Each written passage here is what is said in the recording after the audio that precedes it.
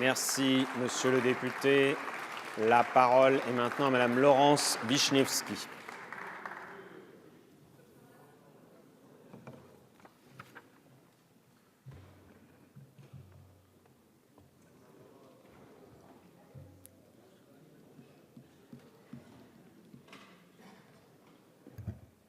Monsieur le Président, Monsieur le Premier ministre, Madame la Garde des Sceaux, mes chers collègues, la Constitution est source d'inspiration, mais dans cette discussion générale, je me cantonnerai modestement à exposer le point de vue de mon groupe sur les articles 1er, 12, 13 et 14 du projet de loi. J'ai cherché un vocable sous lequel j'aurais pu les regrouper, mais il n'y a pas d'unité dans ces articles. L'article 1er, d'abord, qui rend incompatibles les fonctions de ministre et l'exercice d'une présidence de collectivité territoriale ou d'une fonction exécutive au sein d'une telle collectivité. Il s'agit là de mettre fin à des situations de conflit d'intérêts. Nous avons bien connu ce débat lors du vote de la loi Confiance, qui était préjudiciable tant à l'État qu'aux collectivités concernées.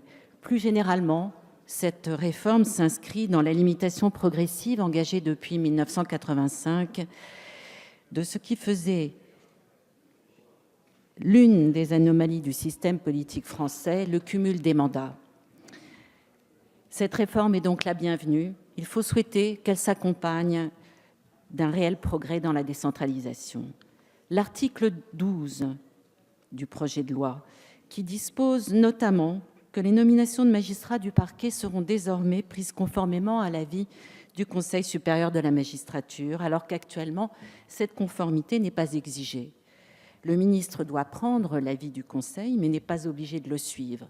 Certes, au-delà des textes, l'usage s'est progressivement imposé pour les ministres de la Justice de suivre systématiquement cet avis, mais la constitutionnalisation de cette pratique est incontestablement une avancée indiscutable qui était réclamée par l'ensemble du corps judiciaire depuis longtemps, mais aussi par de nombreux avocats.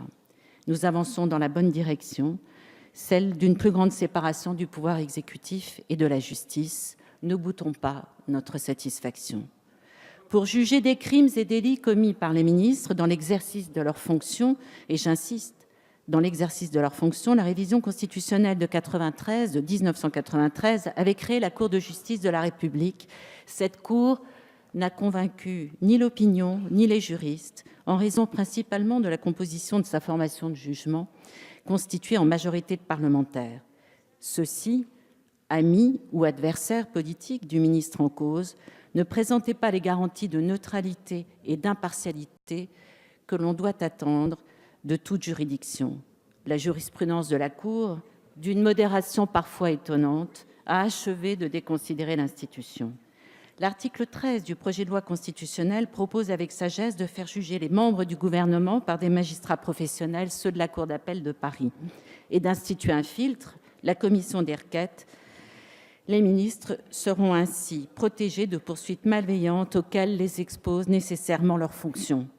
Fallait-il aller encore plus loin et aligner leur situation sur celle des justiciables de droit commun en les faisant comparaître en premier sort devant le tribunal de grande instance? La question s'est posée, mais notre groupe a finalement décidé de soutenir la rédaction proposée par le projet de loi pour deux raisons. Jugés en premier et dernier ressort par la Cour d'appel de Paris, les ministres, comme le parquet et les parties civiles, auront le droit de se pourvoir en cassation, ce qui est conforme aux exigences de la Convention européenne des droits de l'homme en matière de double degré de juridiction. Le réalisme conduit par ailleurs à considérer que sous l'angle des poursuites pénales dont ils peuvent faire l'objet en raison des actes accomplis dans l'exercice de leurs fonctions, les ministres ne sont pas tout à fait des justiciables comme les autres. La procédure doit être courte, ce que favorise l'absence d'appel. Les juges doivent être chevronnés pour écarter le risque d'excès, ce qui est le cas des juges de la Cour d'appel, notamment à Paris. Faisons leur confiance. Le gouvernement a trouvé sur cette question un bon compromis entre des exigences contradictoires.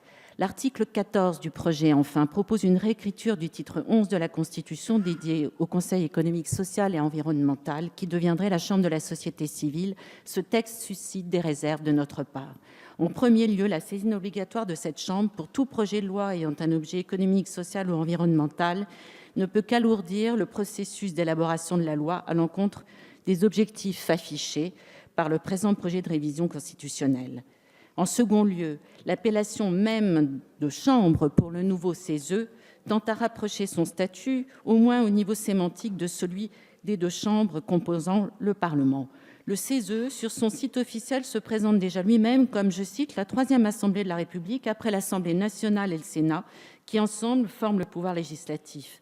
Notre système parlementaire est fondé en France sur le bicamérisme. Le pouvoir législatif n'a jamais comporté 3 chambres, sauf sous le Consulat. Le groupe MoDem ne peut en l'état souscrire à cette nouvelle rédaction du titre 11 de la Constitution. Je vous remercie. Merci, Madame la députée.